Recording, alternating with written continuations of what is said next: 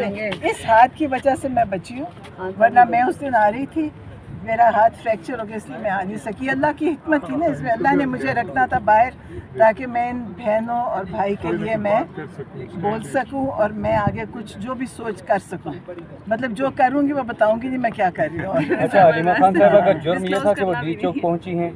کس کا؟ حلیمہ خان صاحبہ کو گرفتاری؟ وہ تو ڈی چوک پہنچی نہیں تھی، وہ تو بہت دور تھی وہاں سے، مطلب احتجاج میں جانا ہی وہ ان کا تو جرم تھا؟ صرف نہیں، وہ تو دیکھ رہی تھی، وہ تو احتجاج بھی نہیں کر رہی تھی، لیکن